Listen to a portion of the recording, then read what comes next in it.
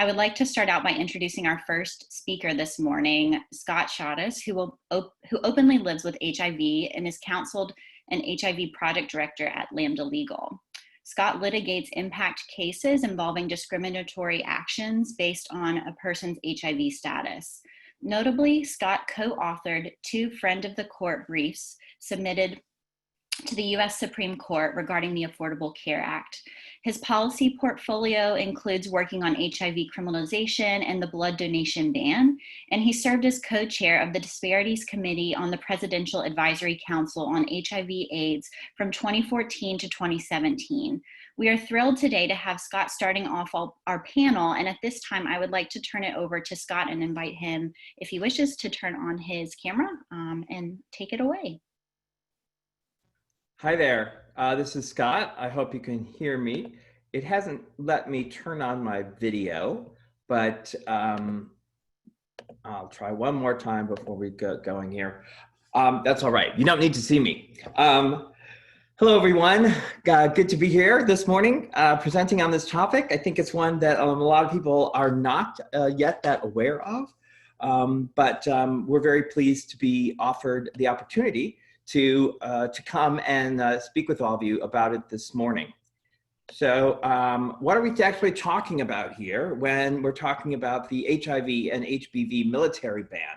Well, there are several policies involved where the military has policies that apply to all branches. The DOD has policies that apply to all branches. And then the branches themselves set more specific policies underneath those DOD policies that get into more detail.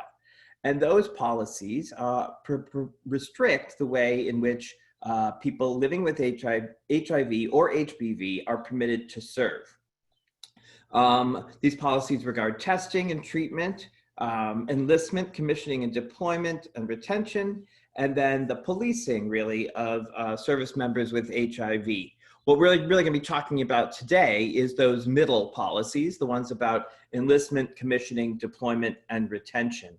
To give you an idea of what some of the pieces about policing of service members with HIV are, there are actually also orders that service members with HIV are given. And I'm not sure if the same orders are given to service members with HBV, but these orders instruct them not to have sex without disclosing their status and wearing a condom.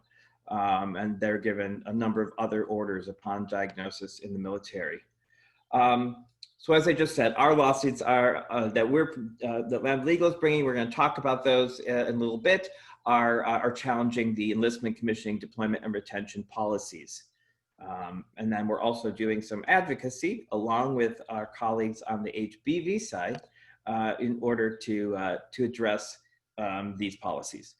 There we go. For a second there, I lost my ability to move the screen forward, but now I regained it. So what are, the military has certain names for policies, and I just want to make it clear as we talk about these. So they have what they call an accessions policy, and accessions are essentially enlistment and commissioning. And the policies currently are that people living with HIV or HBV cannot enlist or commission without a waiver. A waiver that, as far as we know, has never been granted to a person living with HIV or HBV. And when I say commissioning, that means essentially becoming an officer. So it's a commission to be an officer in the military. So if you hear me use that term, you'll know what that means. Similarly, they have policies about deployment. And service members living with HIV or HBV cannot deploy on a contingency deployment without a waiver, which again, has rarely, if ever, been granted. And just to give you an idea of what a contingency deployment is, it's a deployment where there are not fixed medical facilities. So where there might just be some type of field hospital, et cetera. Or sometimes places will fall into this category where a contingency is occurring, which could be something like a natural disaster or a flood of some type. It doesn't have to be an actual military operation in order to be considered a contingency. And then finally, retention. As of the beginning of our efforts, there were no services that were discharging service members based on their HIV status. There were, however, some discharges occurring based on HBV status, hepatitis B status, HBV status. But as you'll hear, as we go further into the presentation later, this changed for people living with HIV during the middle of our litigation. And so, but that was the baseline previous to this time. There we go, let's see. I've got my slides again.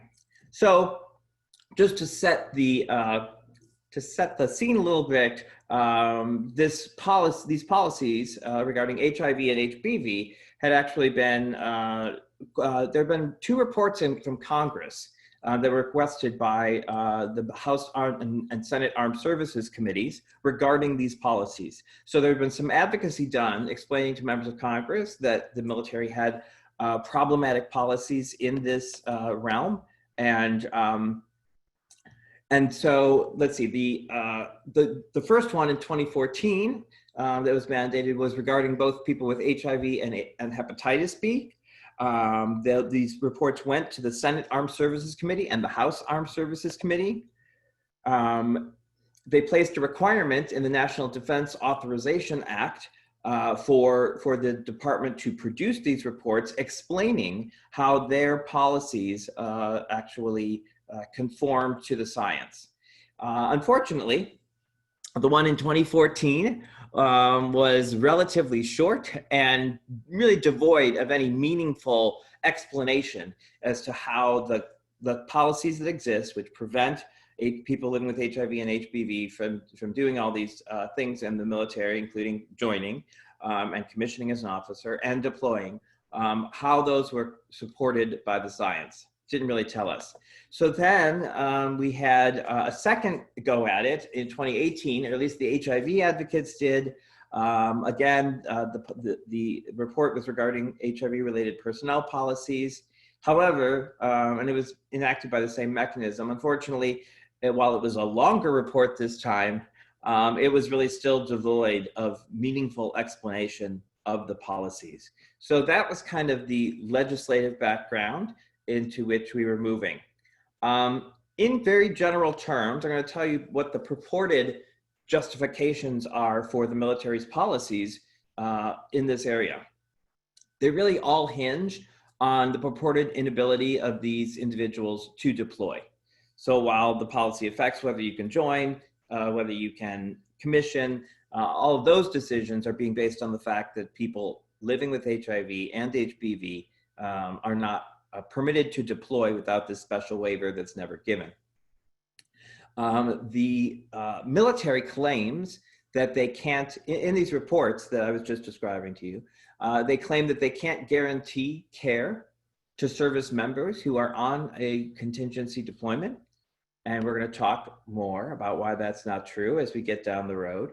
They are concerned about the potential for transmission during combat.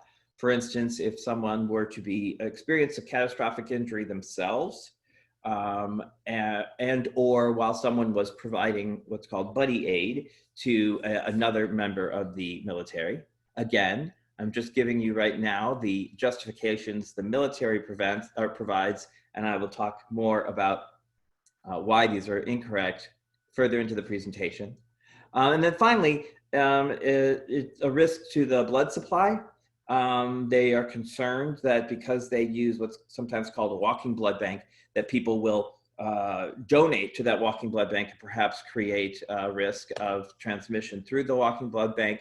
And then another reason that they provide is that there are agreements in place in countries where nations are hosting our military troops called status of forces, or countries that otherwise have host nation requirements that do not allow for the immigration or the presence of foreigners living with HIV in their country before you sort of jump to the conclusion that that is such a crazy and ridiculous, outdated policy. I'll remind you that until 10 years ago, the United States had policies that did not allow for people living with HIV to travel here or to immigrate here without a special waiver. So, so those are still out there in some other countries, and that's another justification that they offer. We're going to get to why all of these justifications don't really hold water.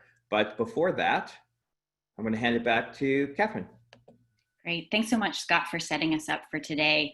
I will be hearing more from Scott later in the session, but I'd like to introduce our next panelist at this time, Kate Moraris, who's the Deputy Director of Public Health at the Hepatitis B Foundation and the Director of Hep B United, a national coalition dedicated to reducing health disparities associated with hepatitis B. Kate manages strategic planning, capacity building, training, technical assistance, and grant programs at Hep B United. Previously, she served as the senior advisor to the White House Initiative on Asian Americans and Pacific Islanders, where she led the initiative's health policy portfolio, community engagement, and community strategies. For over 15 years, Kate has developed and implemented national policies and programs dedicated to addressing racial and ethnic disparities in health, with a focus on supporting community-based organizations working to increase access to care for medically underserved communities. Kate began her work at the American Diabetes Association, focusing on racial and ethnic disparities in diabetes programs and policy. At this time, I would like to now turn it over to Kate to share information on hepatitis B and hepatitis B military-related cases of discrimination. So Kate, I'll turn it over to you. Thank you so much, Catherine. So I will start off with an overview of HBV, and then we'll turn it over to Nadine to finish off the presentation. For those that are a little bit unfamiliar with HBV in this case. So we represent the Hepatitis B Foundation. We're a national nonprofit organization dedicated to finding a cure and improving the quality of lives for those affected by hepatitis B worldwide. We're headquartered in Doylestown, Pennsylvania. The Hepatitis B Foundation conducts outreach and education. We serve as a primary source of information for patients and their families. In fact, we have a patient and provider consultation line, a team of staff on call 7 days a week, where anyone that has any questions about hepatitis B can call in to our helpline or email us for any questions. And this comes to play especially relevant to this issue. I will go into that a little bit later on. We also conduct public health research, and we are a patient national advocacy organization. And our Pennsylvania Biotechnology Center and our Blumberg Research Institute are our biomedical research centers, where we're focusing on finding a cure for hepatitis B, improved treatments, as well as liver cancer research. So hepatitis B affects about 300 million people worldwide. 300 people worldwide are chronically infected, and we're estimated about 884,000 people die each year from hepatitis B-related liver disease. Left untreated, hepatitis B does cause severe liver damage, cirrhosis, and even liver cancer. And as you can see here, this shows the prevalence of hepatitis B chronic infection worldwide, where sub-Saharan Africa and Asia are areas of the world that are most heavily impacted by hepatitis B and where hepatitis B is endemic. In the US, there are around 2.2 million Americans chronically infected. It's estimated that we're seeing about 50 to 70,000 new infections annually. And this includes about 1,000 babies born each year chronically infected with hepatitis B, including about 5,000 to 6,000 deaths annually in the US. Unfortunately, screening for hepatitis B is not common in the US, and a majority of those 2.2 million are undiagnosed. They're unaware of their infection. Even less are accessing treatment. In the US, hepatitis B is the single greatest health disparity for Asian Americans because it is an endemic in Asia, as well as for African immigrants. Of the 2.2 million living with chronic Hep B, more than half are from Asian American Pacific Islander communities. First generation Asians from China, Korea, and Vietnam, and those from the Pacific Islands are particularly high risk for hepatitis B due to low infant immunization rates against the disease in these countries. And most Asian and Pacific Islanders who have hepatitis B contracted during childbirth from their mothers. Mother-to-child transmission or perinatal transmission is the most common route of transmission globally. And we're also seeing, as I mentioned, African immigrant communities in the US who are also highly infected, experiencing rates between 8 to 15%. And new surveillance data from the CDC also report major disparities in terms of hepatitis B-related mortality rates, 5.3 times higher amongst Asian Americans than Caucasians. So the hepatitis B virus is similar to HIV, so but it affects the liver. So it's the most common serious liver infection in the world. Transmission rates are by direct blood contact, sexual transmission, and as I mentioned, mother-to-child transmission. And left untreated can lead to cirrhosis, liver failure, and liver cancer. Fortunately, hepatitis B can be prevented with a safe and effective vaccine. There's currently 2 or 3 dose hepatitis B vaccine for adults 18 and over. In fact, the hepatitis B vaccine has been available for over 30 years, and it's the first anti-cancer vaccine that approved by the FDA. And here you can see the laundry list of groups that are at high risk for hepatitis B infection and are recommended for vaccination. And it's important to note here in this case that since 2002, the Department of Defense updated its immunization guidelines to require universal hepatitis B vaccination of military personnel. As far as treatment, as I mentioned, there is no cure for hepatitis B. We are working on hopefully finding a cure within the next 5 to 10 years, or at least a functional cure. But there are highly effective treatments for managing chronic hepatitis B. It's important to note here that persons living with hepatitis B can live long and healthy lives. So even with treatment available, not everyone needs treatment. Depends on viral load, it depends on liver function. So even with living with chronic infection, people can live long and healthy lives without treatment, and it's really on an individual case-by-case basis. There are 7 FDA-approved drugs in the US for adults. This includes 2 interferons and 5 antivirals. The first-line treatments, there are 3 first-line treatments, and it's a pill a day, very similar to HIV treatment. And these treatments slows down the virus, can reduce viral load, and can prevent progression to liver disease. Persons with hepatitis B do get routine blood and imaging tests to check the viral load status and the liver functions at least every 6 months. So turning to barriers to serving in the military, as I mentioned, our helpline at the Hepatitis B Foundation, we receive calls from people living with hepatitis B or family members and caretakers. And since 2013, when Nadine will go into a little bit more about this, when folks had started hearing about management of hepatitis B and restrictions in the military, we started documenting and receiving calls from those that were looking to enter the military, serving the military, or were already enlisted in the military. And so I wanted to share a couple of stories here as examples of those that had experienced barriers to serving in the military.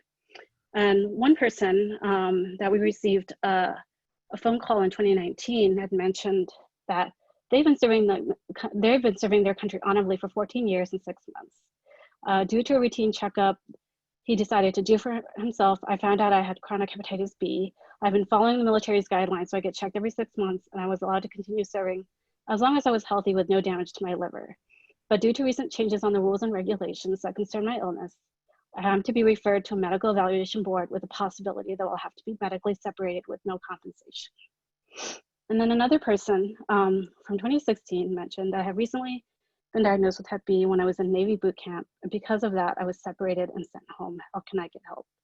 So these are 2 of the many stories that we've been hearing from, and it kind of shared with us the heartbreak of many people that have spent many years of their lives either already serving or training to enter the military, and then were told that they could not enter. And Nadine's going to go more in depth on specific rules and regulations that affect people with Hep B. But before that, we'd like to share Randy's story, who is part of our Just Be storytelling campaign. So I'm going to pull up his video.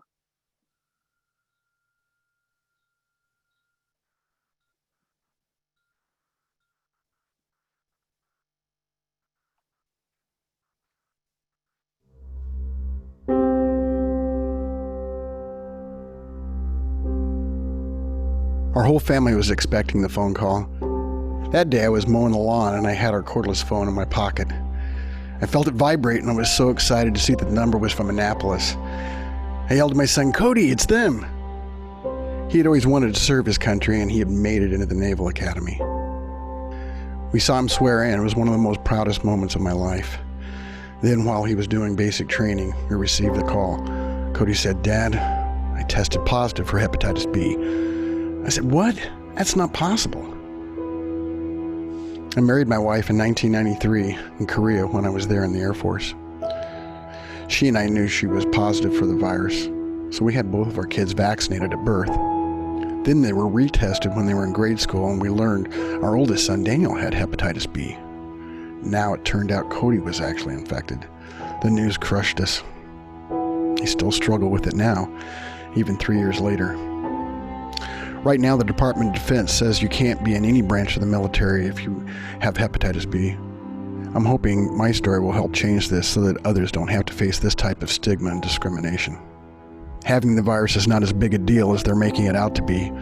Things have come so far in the medical aspect to keep it under control and to prevent transmission. I also hope for Cody's sake, he doesn't take this disappointment as meaning he can't throw himself into something else. He's figuring out what's next, and I tell him, don't let this event define you. You can be whoever you want to be. Just keep dreaming.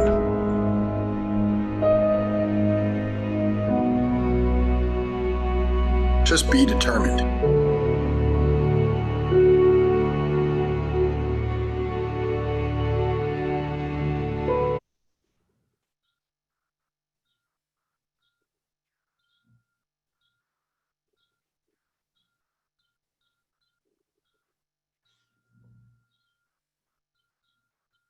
And I'm going to turn it back over to Catherine. Thank you so much, Kate, for setting us up with more information on hepatitis B and specific cases of military discrimination for those living with hepatitis B. At this time, I would like to turn the virtual mic over to Nadine Sharoma. Nadine retired from an administrative systems development career to participate in progressive community-based civic engagement and racial justice project. When a competitive healthcare school accepted and months later denied enrollment to a naturalized immigrant based on a school's interpretation of an outdated Centers for Disease Control and Prevention guideline, Nadine coordinated action to challenge an undisclosed policy and convince the school to adopt and publish new hepatitis B-related policy. She then worked with national advocates to address similar policies at schools across the country that addressed hepatitis B-related discrimination. Now she's a volunteer policy advisor at the Hepatitis B Foundation. Nadine has advocated since 2013 for the Department of Defense to reform its outdated hepatitis B-related policies. Thank you, Nadine, for being an advocate and being with us here today. I would like to now hand it over to you.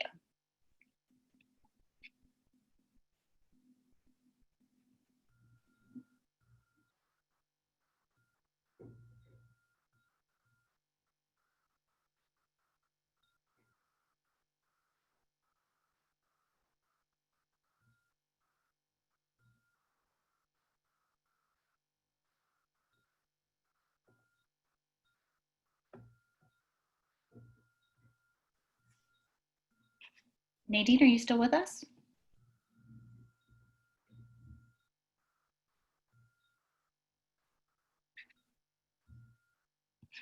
Might be muted.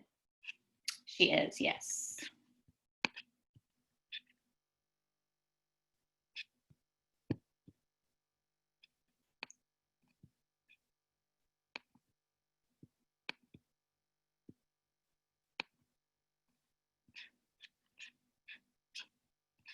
Nadine? There she is. I think you're muted, Nadine. We can't hear you. I'm not able to get the buttons to come up. There we go. We can hear you now and we can see you as well. Okay, I'm sorry. No problem. We'll hand it over to you. Can you back me up? Okay, thank you. I apologize for that. Thank you, Catherine.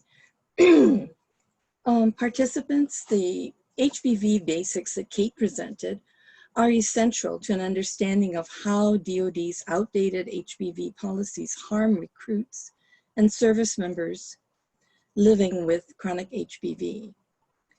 As we discuss those policies, please bear in mind that from the Revolutionary War onward, the Armed Forces has employed immigrants as well as naturalized and US-born citizens.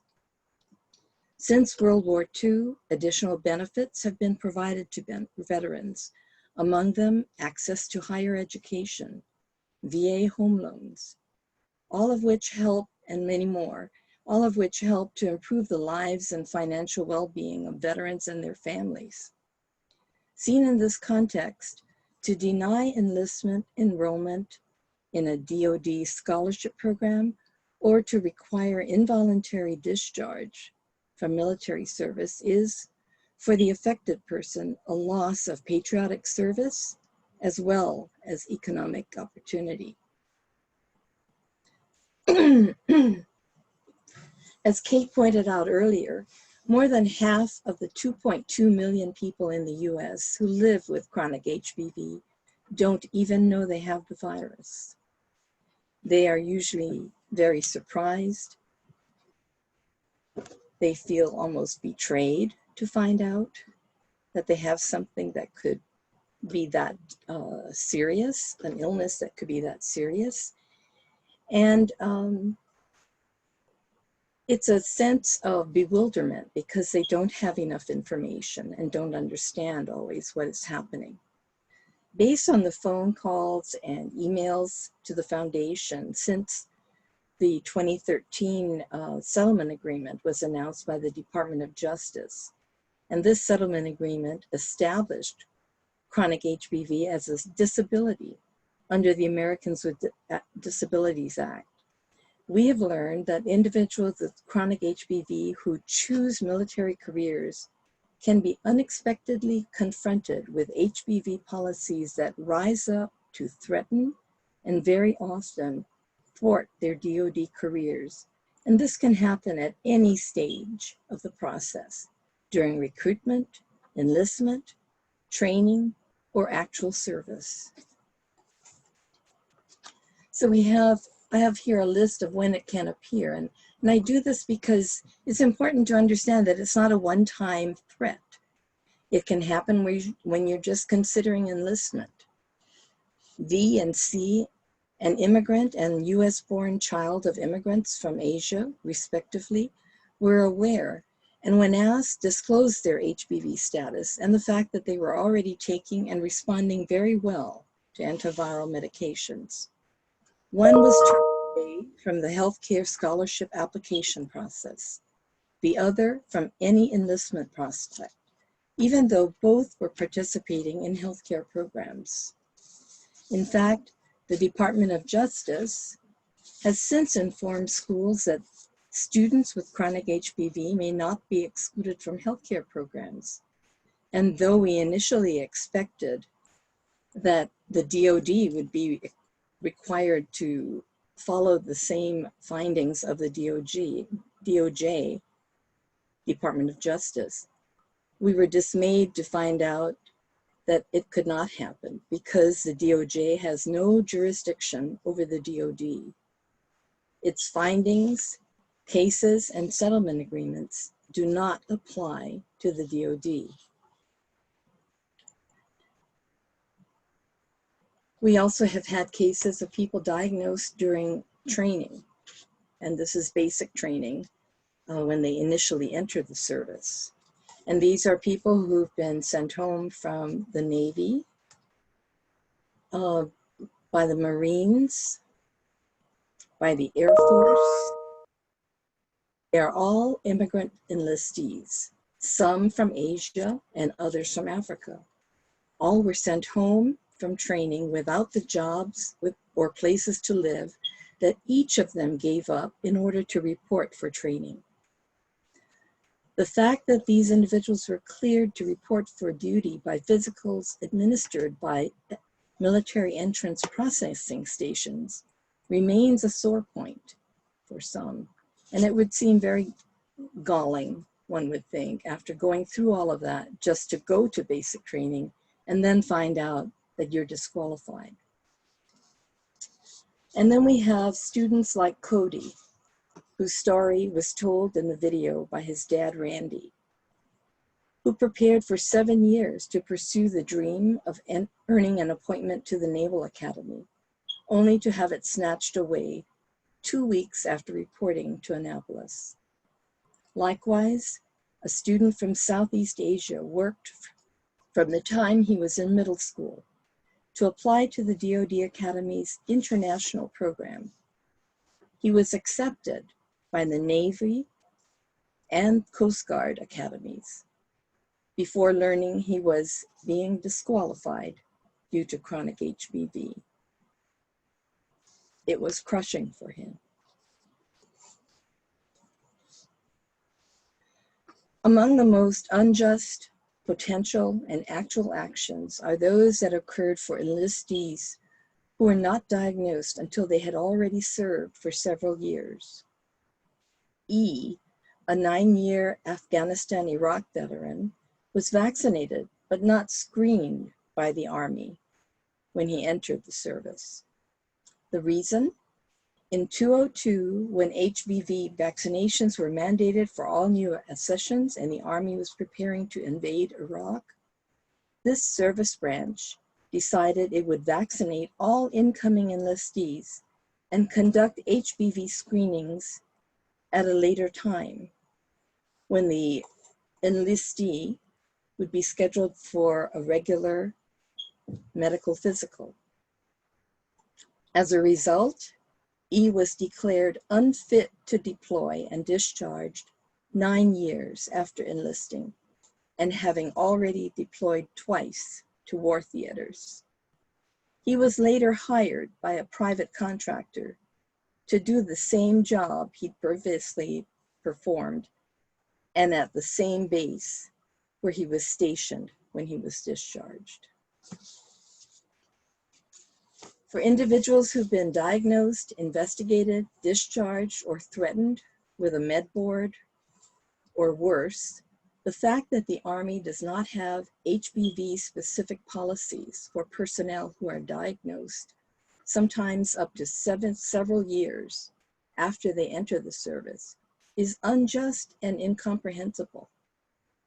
W, a 15-year veteran, was informed in 2019 that a revised fitness policy would require his command to refer him to a med board. For this father of 3 who planned to retire from the Army, an immigrant who became a naturalized citizen after joining the service, this news created stress and worry that he would have to leave the Army with nothing to show for his years of service. In his words, it felt like a betrayal. B, an African immigrant, was discharged from the National Guard and treated unfairly after suffering an HBV flare and subsequently discharged. For K, who was traumatized by the reactions and threats lobbed by superior officers and actions taken that violated his privacy, there was no other option but to seek a discharge, even though he'd considered making the Army a 20-year career. This case made clear the need for HBV-specific regulations, as well as updated HBV policies to educate both the service member, healthcare providers, and superior officers.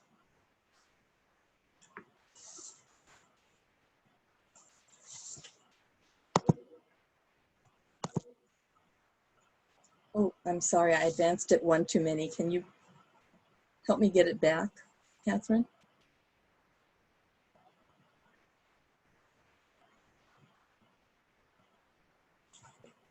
think she did.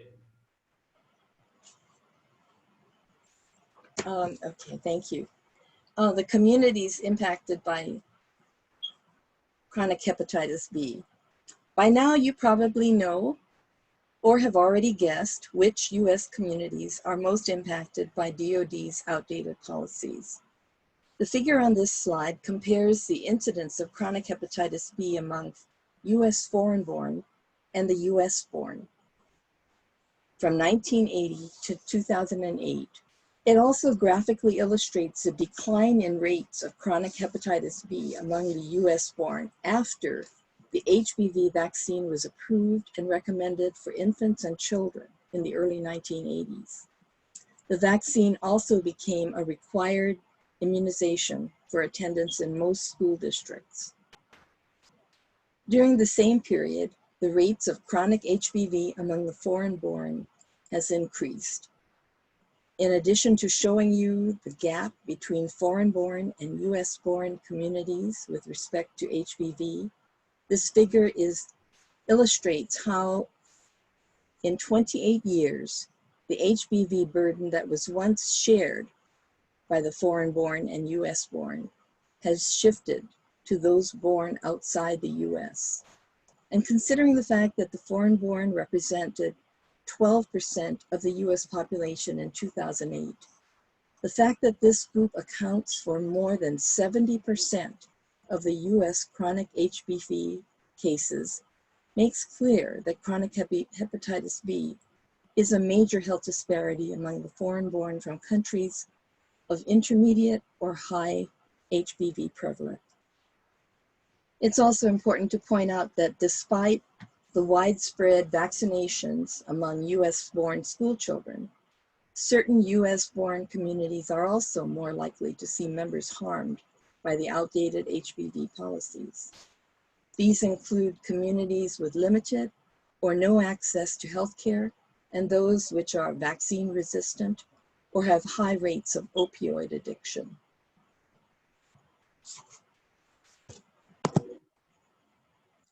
So what do we mean when we assert that the DOD's HBV policies are outdated?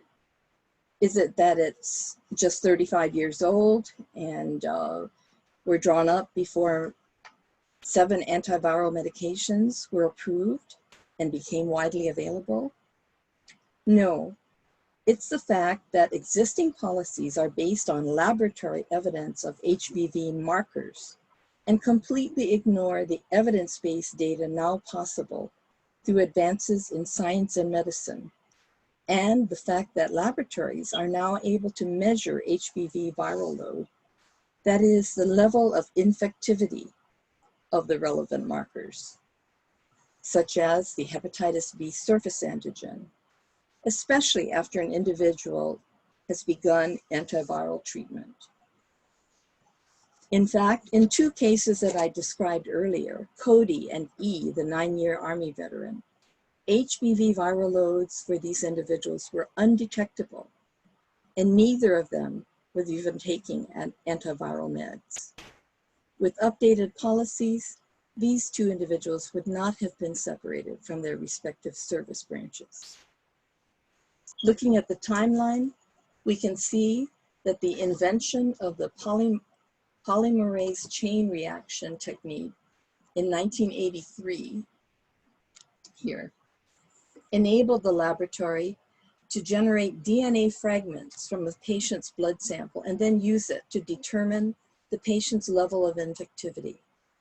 But there were no antiviral medications. The PCR's sensitivities increased over time, even as new antiviral medications were developed and approved. This is what the arrows, and the cursor is on it now, demark. 1969 to 2010, DOD's policies, which are still in effect, were created and based on HBV markers. 2010, going forward, DOD's HBV policy should be revised to take into account new chronic HBV antiviral treatment, evidence-based science and the viral threshold established by the CDC, but it has not. Since 2010, nationally recognized epidemiology organizations have published their recommended thresholds, which inform physicians and policymakers if HBV will be transmitted when there is blood-to-blood contact between a person with HBV whose viral load is less than the delineated threshold and a person who is not immune. In 2012, the CDC published the MMWR to update recommendations for HBV-infected healthcare workers and students, including an HBV viral load threshold of 1,000 IUs per milliliter to permit an individual to perform CDC-defined invasive exposure-prone procedures. This threshold is lower than the threshold recommended by other organizations, and it is the CDC MMWR that served as the linchpin for the Department of Justice settlement and follow-up communication to all healthcare schools that HBV is an ADA-protected condition and may not be used to exclude or prevent students or employees from participating in healthcare programs or working in clinical settings. Though DOD does not fall under the DOJ's purview, the 2012 guidelines can and should be considered in updating DOD policies.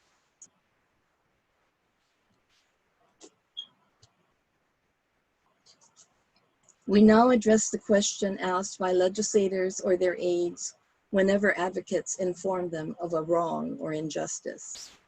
What is your ask?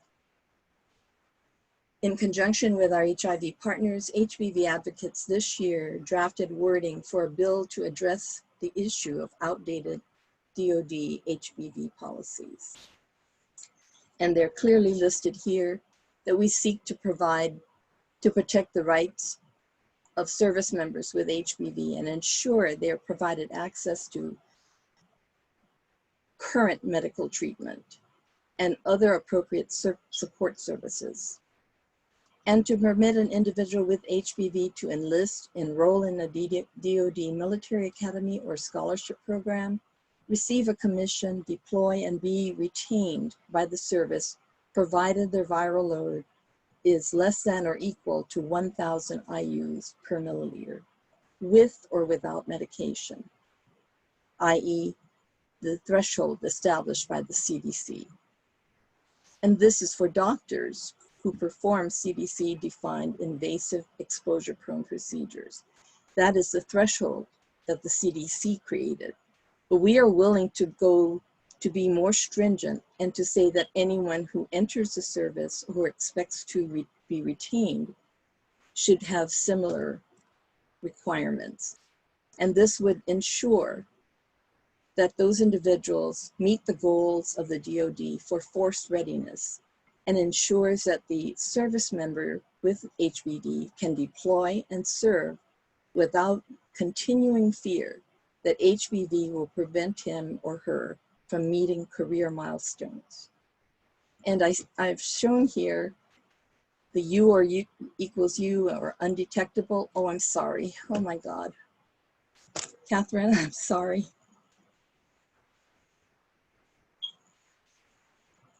Okay, can perform their duties.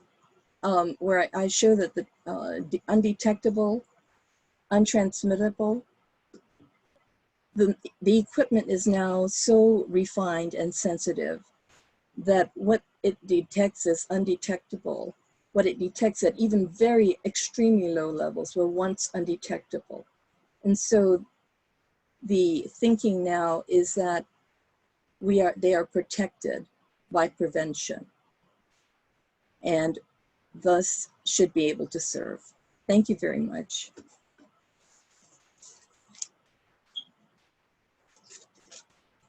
Thank you so much, Nadine, for your presentation. Now I would like to pass it over to Scott, who will discuss litigation and advocacy efforts towards lifting restrictions on military service and HIV and hepatitis B. We'll also hear from someone with a personal experience with what we're talking about today. So Scott, I'd like to pass the virtual mic over to you. Thanks, Catherine. So indeed, we're going to now talk about some litigation and advocacy that Lambda Legal has been doing, and then some advocacy that Lambda Legal has been doing in conjunction with our partners on the hepatitis B side. And I forgot to mention at the beginning of this, Lambda Legal is an organization that does impact litigation on behalf of the LGBT community and all people living with HIV. Impact litigation involves taking a case that may be just on behalf of one plaintiff or on behalf of a group of plaintiffs that is intended not only to secure relief for that individual plaintiff, but is designed to actually change policies, change the law for an entire constituency of which that person is a member. So in 2018, Lambda Legal decided that the time was finally right to actually bring a legal challenge to these policies. We've been interested in changing these policies for a very long time. When I first came to Lambda Legal, we were working on a case then against the State Department that prevented people from becoming foreign service officers if they were living with HIV. And we were able to achieve a favorable settlement in that case.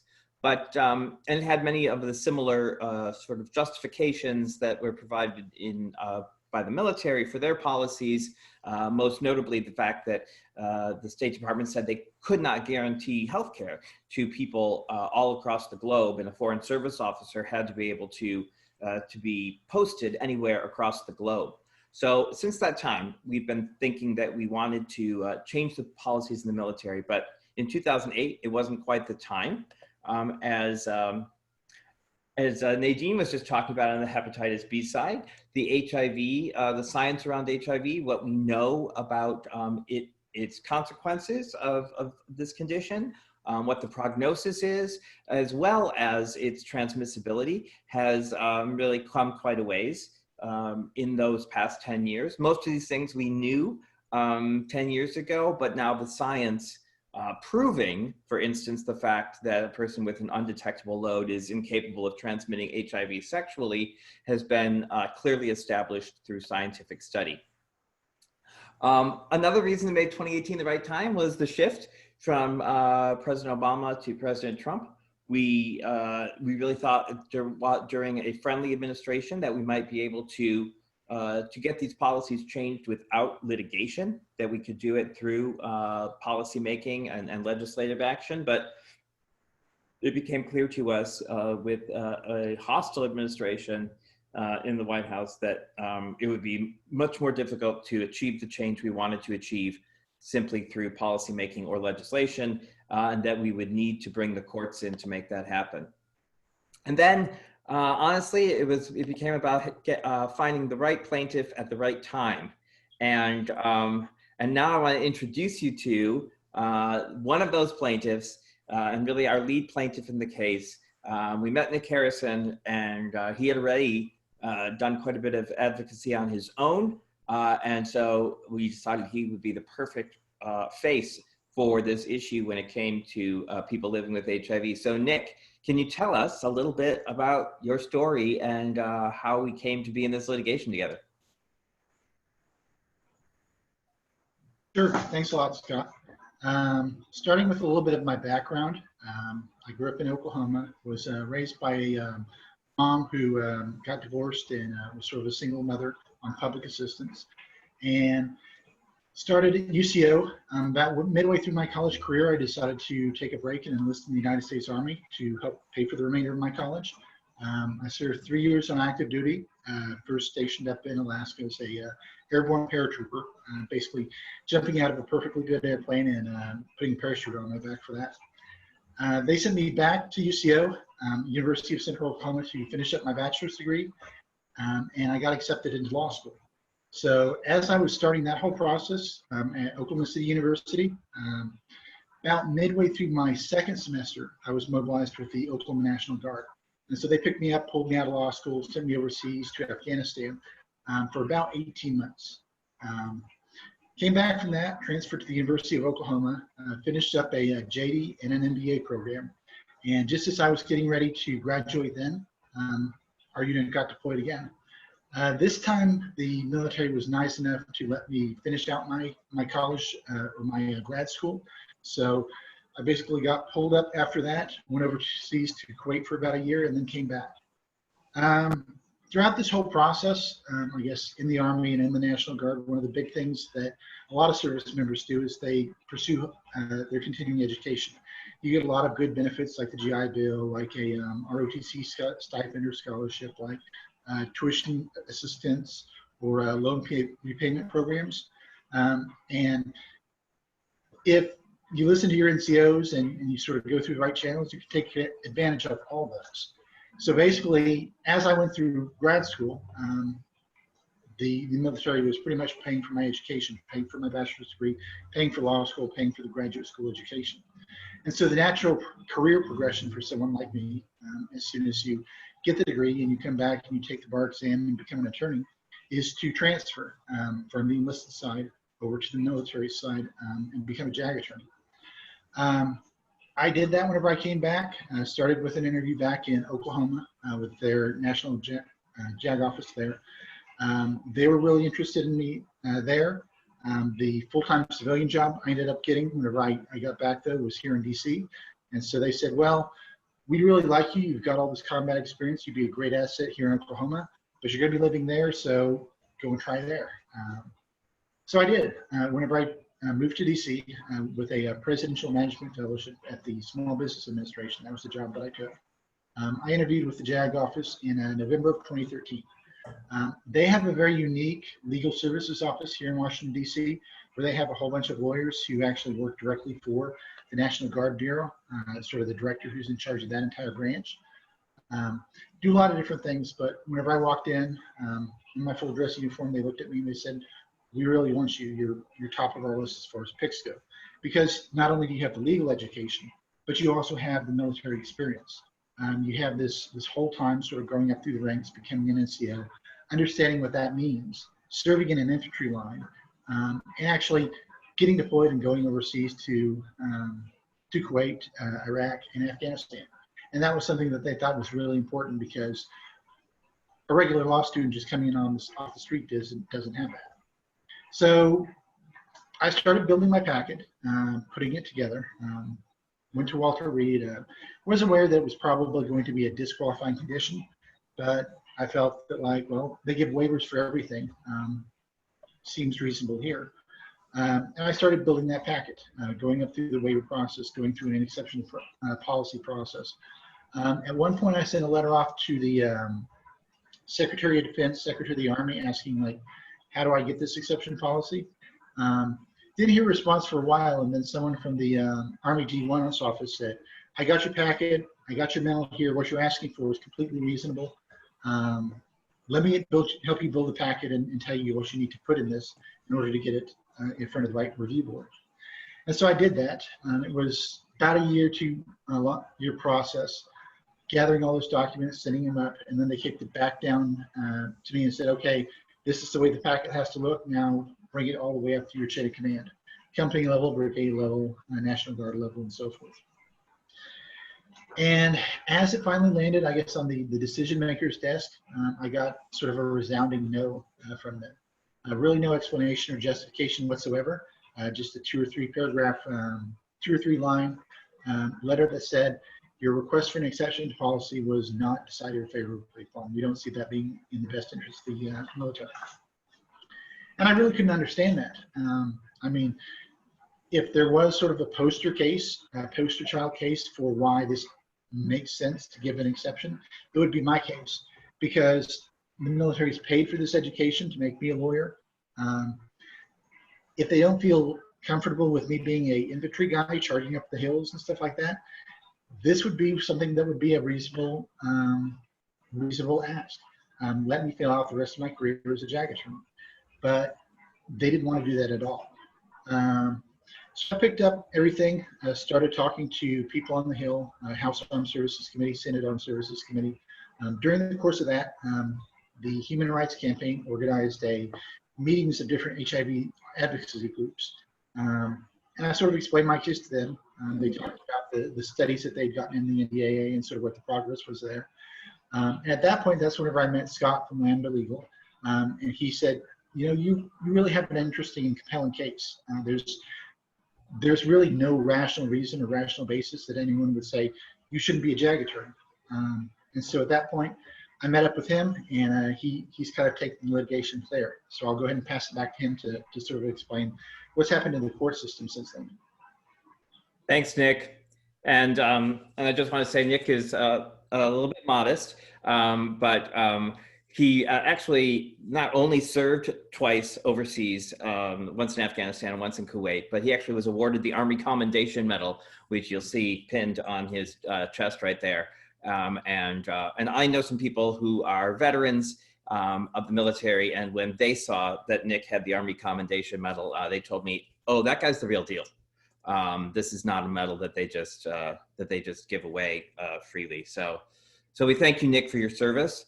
And as I think you can see from Nick's presentation, because he is a lawyer, because he is an activist, really at heart, he really presented the ideal situation, not only in the circumstances, but in the fact that he had already run this up the chain of command, that he had sort of put all the pieces in place to make it easier to bring a case on his behalf. And so I'm going to tell you a little bit about our legal strategy in this case. So first of all, people should know that the Americans with Disabilities Act, which we rely upon quite frequently when it comes to our cases on behalf of people living with HIV and HBV, it does not apply to the US military. That's just a doctrine that has sort of been adopted by the courts, that it does not apply. So we had to instead bring claims under the Equal Protection Clause of the United States Constitution, alleging that Nick was being treated in a disparate way from people who were not living with HIV, and that this in fact violated the constitutional guarantee of equal protection. It is not as easy to win a case under this constitutional provision as it is under the Americans with Disabilities Act, which lays out a lot of these doctrines. In our equal protection claim, we're actually seeking what's called heightened scrutiny for people living with HIV. So laws that treat one group differently than another based on a particular trait or characteristic, in this case HIV, but other examples would be based on race or gender, are sometimes subject to heightened scrutiny. In other words, the court's going to examine them more closely to see whether they violate the Equal Protection Clause of the Constitution. So we are seeking heightened scrutiny for people living with HIV as a group. I will tell you that that is not an easy thing. It will not be an easy thing to accomplish. The courts are become very reluctant to accord heightened scrutiny to new classifications. For years now, they've been unwilling to do that. But we think it's important to point out that people living with HIV actually meet all the parameters that would be used or considered when deciding whether a group deserves heightened scrutiny. Now, we did not bring any Administrative Procedure Act claims in Nick's case. I'm going to talk about those a little bit later because we ended up bringing a second case. But part of the reason we didn't bring them in Nick's case is that we really wanted the court to act under this constitutional claim. Administrative Procedure Act claims basically say that the government has acted in an arbitrary and capricious manner, or acted beyond the authority that they've been, and agencies acted beyond the authority that they've been granted in the law by Congress. And so, so that was a second way of potentially going at Nick's claims, but we didn't want Nick's claim to be resolved on a more individualized basis, which the Administrative Procedure Act might lend itself to. And we really wanted to be attacking the policies and to have those policies invalidated for everyone, not just for a different decision to result in Nick's particular case. So Harrison v. DOD became our first case. We filed this case in May of 2018, so it's been going on for a couple of years now.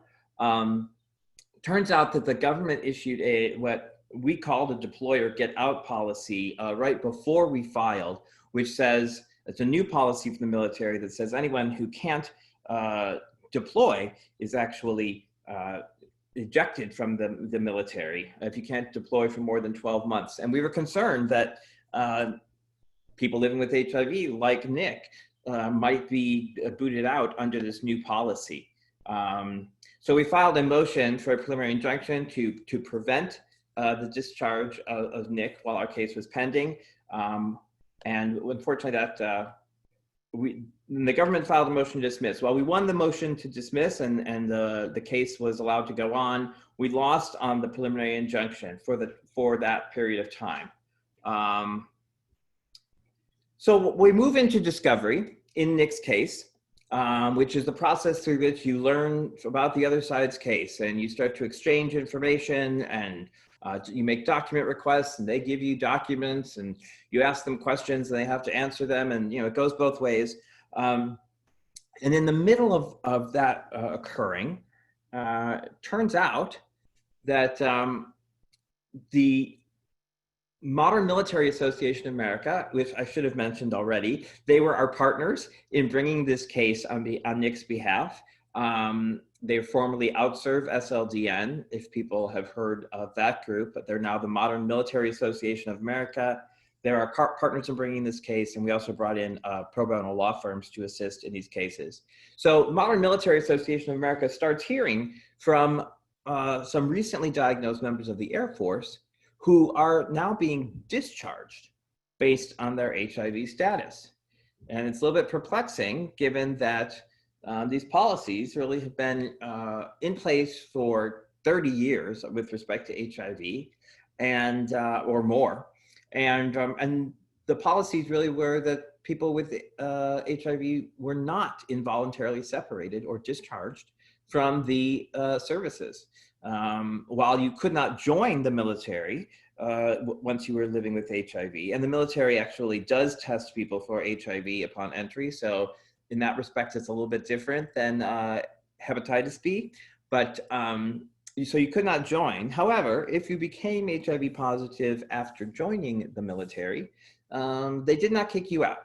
But what they did do was prevent you from, they restationed you to the United States and prevented you from deploying, as we mentioned earlier. But they retained you and actually provided you with what I would consider very good care in the military. But now, for whatever reason, we were starting to hear about members of the Air Force who had recently been diagnosed and were being discharged. So this provided really the imminent harm that we had been missing from in Nick's case. So while Nick wanted to commission and was being denied that commission, it didn't have the same urgency as some of these members who were actually being discharged from the Air Force based on their HIV status. So we, the legal team, decided to file a new case in the Eastern District of Virginia and to get it related to Nick's case. Our judge in Nick's case had actually made, even though she had denied our motion for a preliminary injunction, she had denied the government's motion to dismiss, and we thought had made some helpful statements in ruling on those two issues that indicated that she understood our case. Even though she decided not to grant our preliminary injunction that would have ensured Nick stayed in the military, I think the reason she didn't grant that was because she felt like he wasn't under imminent threat of being discharged. The military had indicated they had no plans to discharge people with HIV under this new deploy or get out policy.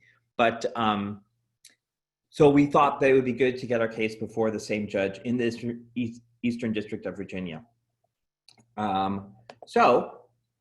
We did, and the court thankfully immediately took jurisdiction of this new case, which is on behalf of two airmen who proceed pseudonymously.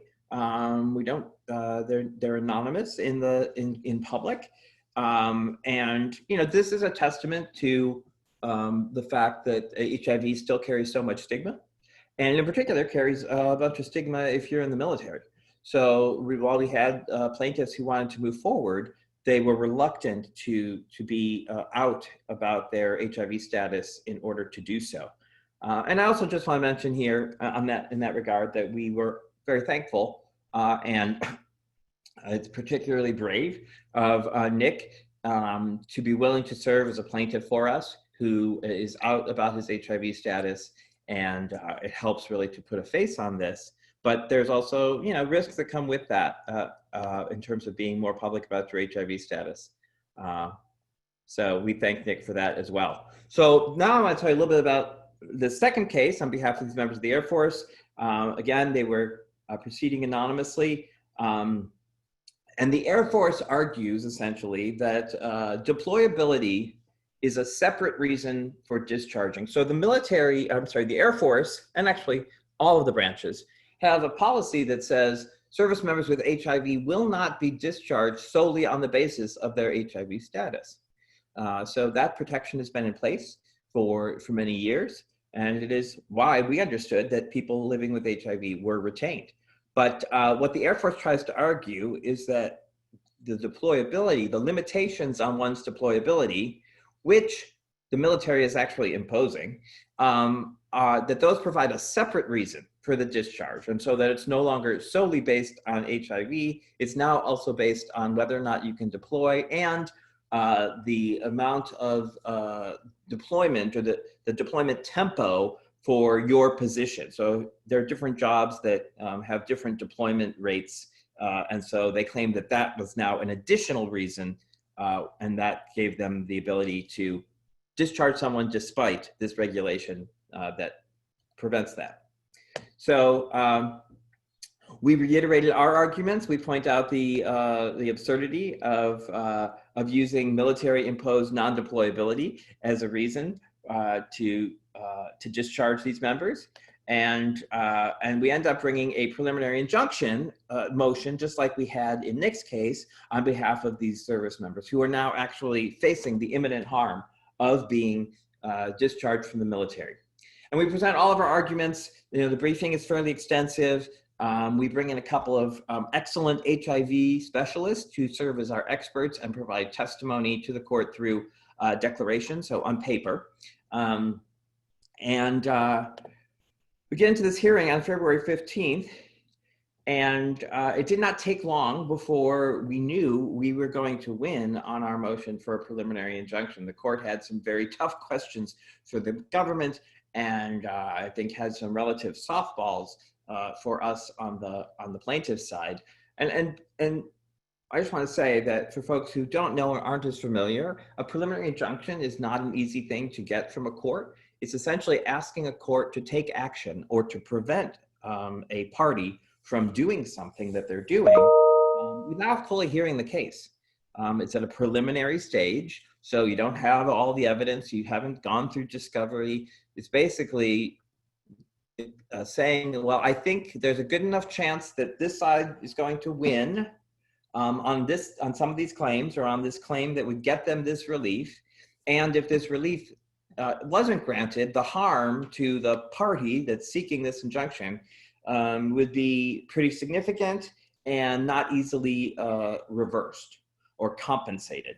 So, so it's hard to get a preliminary injunction. It's even harder to get one against the government. And even within the government, it's probably hardest to get one against the military. So this is a pretty big deal that the court ended up granting our motion for a preliminary injunction. And in that decision, the court lauded our experts, and really at the hearing seemed perplexed as to why the government did not present similar medical experts to rebut what we were saying. She really almost had a one-sided presentation because the government didn't produce much in the way of experts to justify what they were doing. And they could tell also that the court was displeased with an affidavit from one particular official in what's called CENTCOM, which is Central Command, covers the Middle East, and it's the place to which Nick was deployed for, twice. But there was an official that they had submitted this affidavit who says essentially that he would never grant a waiver to a service member with HIV. So while the waiver process was there in name, I think it became clear to the court that it was illusory, and that really it was a blanket categorical ban against the deployment of service members with HIV. So the court rules in our favor from the bench, and then later that day, we get her, I forget how many now, I want to say, it was like a 60-page opinion. So it was clear that the court had pretty much decided this before we got there, meaning that my oral advocacy skills really had nothing to do with us getting the preliminary injunction. But nonetheless, we got it, and I think it was because we did a good job briefing the matter, which is probably more important anyhow. So this opinion from the district court is really quite remarkable, and unlike anything we've ever received in the realm of HIV legal work. First of all, it recognizes the very low risk of transmission. I'm going to let you read these yourselves because I'm kind of running out of time. So I'm just going to kind of do the headline and then let you read there while I talk. So it's really important that the court now understands that that HIV is not easily transmitted, even in the absence of the undetectable viral load. The ways in which HIV is transmitted are fairly limited, and it is not that easily transmitted. The court also recognized, the U equals U, which we talked about earlier, as having an influence, not only in the sexual context, right? Important that we've got that as well established, but really we're now extrapolating the findings of that into other contexts where the risks are already very low, so low that there's never been a documented case of, for instance, wound-to-wound HIV transmission. So we know that that risk is really low. And then when you add the treatment on top of that and a suppressed viral load, it really should become a negligible risk from a circumstance like that. Another thing that this court opinion recognizes is that it's going to grant deference to the military because that's what courts are supposed to do, but it's not going to grant it so much deference that it's allowed to do whatever it wants. And the court here makes clear that these are some exceptional circumstances involved in this case, and that it's appropriate for the court to act contrary to the military's wishes in such exceptional circumstances. Another thing the court recognizes that's important is that HIV is now a chronic manageable condition as opposed to the once fatal condition that it always was. And again, an important sort of holding or thing for the court to notice. And really that there's low to no risk of transmission in the type of circumstances presented by someone who is deployed. So that was a really important finding. And also that there's really no risk to the blood supply.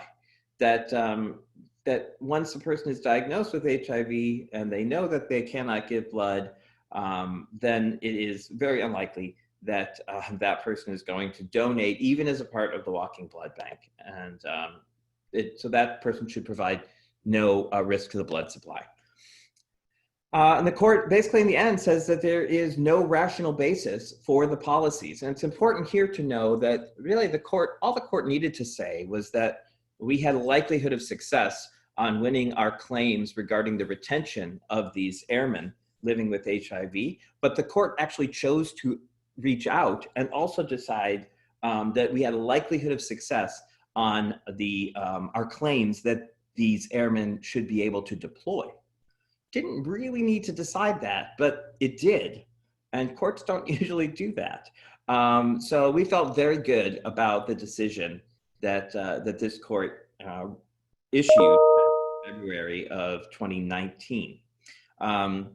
Unfortunately, while we proceeded into discovery, the military decided to appeal that decision of the district court to the Fourth Circuit. I think that they thought, let's see what I have on my slide here. The trial had been set for September 9th, 2019. And the government sought expedited hearing in the Fourth Circuit and then asked the court to stay the trial in the case. I think that the government thought that they were going to go to the Fourth Circuit and get them to rein this judge in, that this judge had really gone further than she needed to go. They thought that she was wrong. They thought she wasn't providing enough deference to the military, that the case should not even be in court. And really, yeah, that they were going to do much better at trial if they got the Fourth Circuit to rule in their favor and say all these things before the case went to trial. So there we go. The first one should have come up first, but so the government was seeking to basically get to the Fourth Circuit and bring this judge in. We solicited 3 amicus briefs as a part of our briefing in this case. So amicus briefs are friends of the court briefs. And I'm going to tell you about the other 2 briefly, but I'm going to focus on just one of these. So we got, all of these groups listed here to provide a brief about the current state of HIV medicine and the lack of risks in this type of environment and what it means to have a suppressed viral load. So highly respected HIV medical organizations and public health agencies, as well as a brief from some others about HIV-related stigma and the effects it has on our ability to combat the HIV epidemic, submitted again by a number of well-respected organizations. But then finally, we got a brief from retired military leaders explaining that policies could be modified to allow for the deployment and accession of people living with HIV without affecting military readiness. And this was really important. We had 3 former secretaries of one from each branch that signed on to this brief. And I think it was really helpful and influential to the ultimate decision we got from the Fourth Circuit, which I am telling you now was an amazing decision. Where the court said, basically affirmed everything that the district court had been saying, that the justifications offered by the government, by the military, were really arbitrary and capricious, that they didn't provide, that they were not rational, which is the same standard that is used in the equal protection realm. This is actually an APA standard that was being applied, but it comes down to essentially the same thing. They said that the military policies were at odds with current science, and that included the deployment policy. They noted that while it may have been justified at one time, given the advances in science, it no longer is, and that it should be found irrational, even according appropriate deference to the military. It found that we would have a likelihood to succeed not only again on the retention claims, but also on the deployment claims. And really the court said not only had the government not shown that you could reconcile the policies with current medicine, but they had actually said that the government cannot, as in will not be able to reconcile these policies with current medical evidence, which really bodes well for us as we move back down into the trial court. Oops, I went a little too far there. Let me see if I can get myself back. So I think that slide said, and if someone can help me get back, I'm having a little trouble moving it back, that we can win in court and we need to win in court, but we can't just win in court. We have to really win on a number of fronts, including in the sort of public mind, and we want to win with the executive branch and convince the executive branch and hopefully a new president that that we're right and that these policies have to go. So yeah, we have to win at every level of court. This court could end up landing in the U.S. Supreme Court. I think if the government continues to lose, that there's a good chance that they would appeal this all the way to the U.S. Supreme Court. We'll see. But I also want to tell you just briefly about the work that we're doing now in Congress, and then we'll open up for questions. we are working, and Nadine mentioned this a little bit earlier, and we are working now with advocates to change the policy legislatively. I've always known from the beginning of this fight that it was going to be a multi-pronged effort, and that sometimes the courts help to open a door and maybe start to push the Department of Defense in particular through that door. We saw it with Don't Ask, Don't Tell, that eventually, while if the pressure builds enough from other sources, including Congress, that the military may change its policies sort of on their own, or they can claim that they're changing their policies of their own volition, even though they may be succumbing to pressure. So we're working with the HBV advocates to change not only the HIV policies, but to change the HBV policies for the same reasons, because most of these justifications that they're offering are defeated by the same type of science when it comes to HBV. So with that, I'm going to end so that we have a little bit of time for questions. Great. Thank you. I would like to thank our panelists, Scott, Kate, Nadine, and Nick, for an informative session today and all working on this important issue. And at this time, we'd like to open it up for your questions from the audience. So if you have questions, put them in the question box. And I will also turn it over to our colleagues at the Community Health Training Alliance, who will be moderating our question and answer session today. So before we get to the questions, I just want to first thank you all for an amazing presentation. I must admit, I was sitting here thinking, oh my goodness, this is really happening, or this happens. You know, this is why this platform is really important to share this information, because I imagine there are people like me, excuse me, who are watching who had no clue that this was still happening, right? And why the fight is so important of having advocates to make changes, right? So I was taking notes of what I wanted to say. So I'm going to read my notes because I think they're important, because I was just floored at some of the things that I was listening to that I think is really unfortunate. I know discrimination, one, is a painful experience for anyone to go through, right? And it was just unfortunate to know that these policies, these archaic policies are still exist, that, you know, hinders folks from receiving treatment, but also just being treated fairly. You know, we're humans, for God's sakes, and we have needs, and to be kind of defined based on an illness, it's really unfortunate, right? And despite the advancements in treatment, I was just thinking to myself, wow, we're still living in the past. Some of our policymakers are still living in the past, and they need to catch up to what's happening now with medications and treatments and so forth. And I'm glad to know that there are advocates to address such changes, to make that happen. And I was also excited to see that the U equals U, undetectable equals untransmittable, is also used in this platform. We talk about HBV.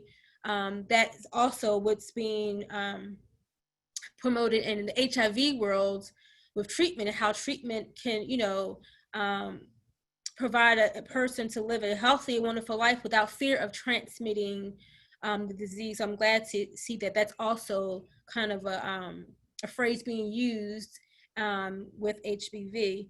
And I want to thank Nick for being transparent with sharing your story. You know, I think for me personally, transparency also provides healing for folks who hear you and say, wow, I'm not the only one. So thank you for being open and sharing your story and being a change agent to be the face of this and saying, hey, this needs to change. And to you, Scott, thank you for also using your platform to be the change agent also from the legal aspect, because it's important to really push the changes and just kind of dispel these myths, as you did through sharing some of the court cases and hearings, that, you know, some of these beliefs just aren't real. And we shouldn't use that as a determining factor as to who stays in the military and who should go and who should get treatment and not. So thank you all for that. And so I had to get that out there because I was really excited about the information I was hearing from you all. And so I'm going to give it over to Vicki to go over the questions that are in our Q&A box. Vicki? Thank you.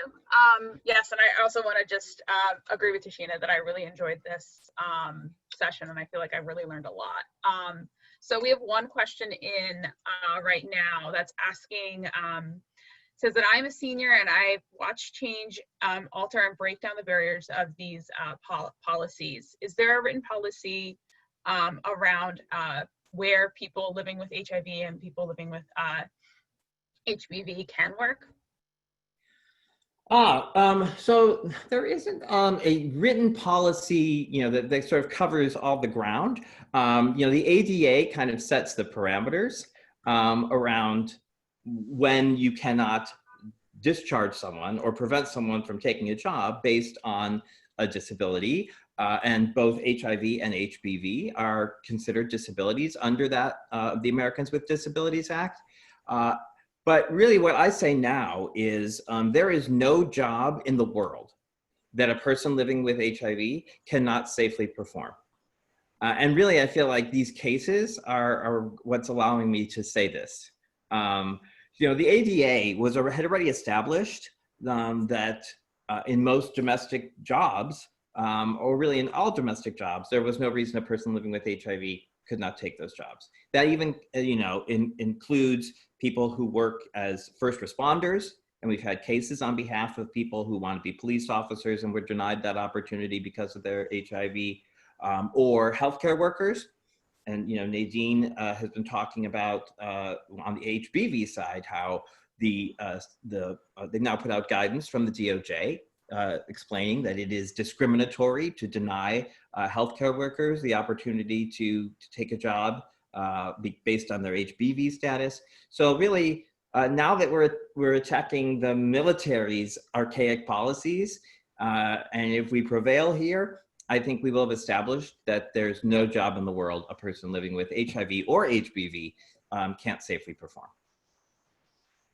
And just to sort of add to that, one of the sort of weird things, I guess, that we saw going through this whole process, right, is whenever you go through like applying to be an officer, applying for a job, a position in the military, they give you the full physical exam and they give you like a numeric, what they call a police code.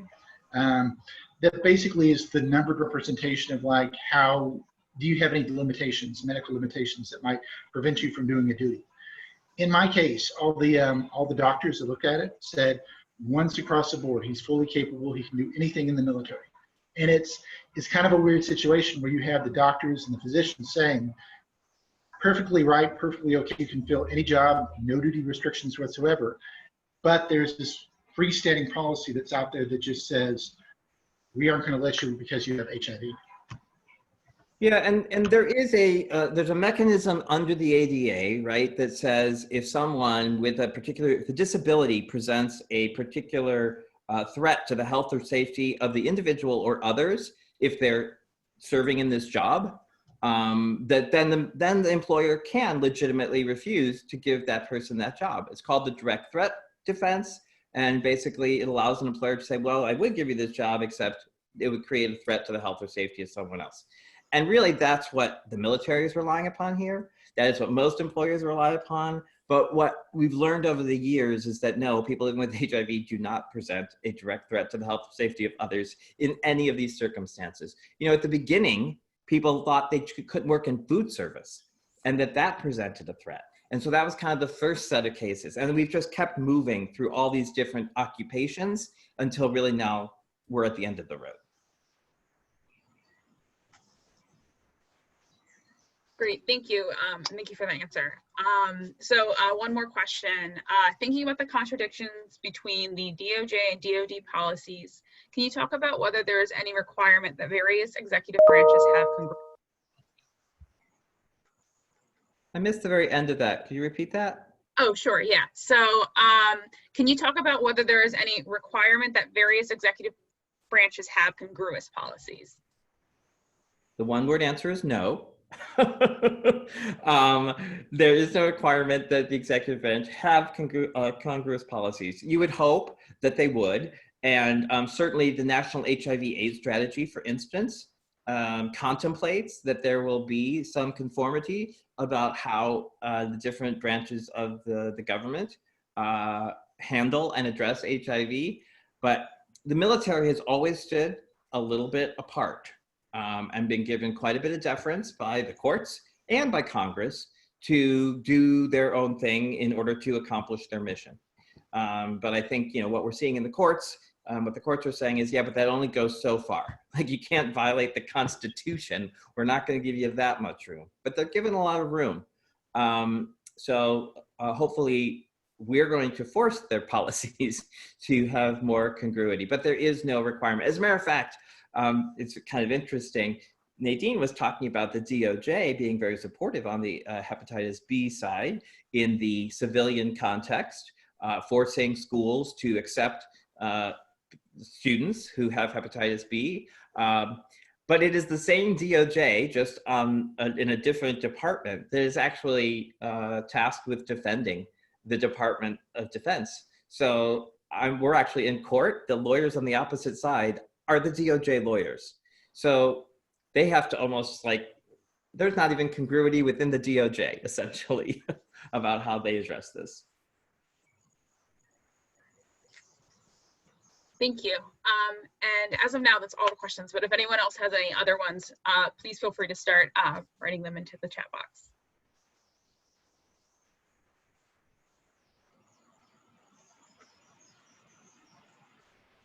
This is great information. So this is the context. This is how people can contact you after the webinar. Thank you for sharing this slide. And if anyone else has any questions or comments you'd like to make regarding this presentation, feel free to put in a Q&A box. If you wanted to say thank you or highlight something, please do so in the Q&A box. I'm sure our presenters would love to hear your voice.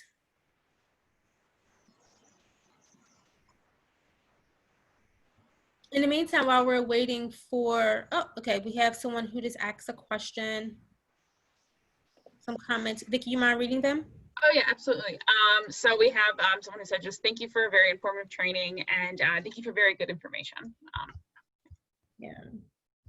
Well, it seems like we did just about the right amount of time to be able to answer questions.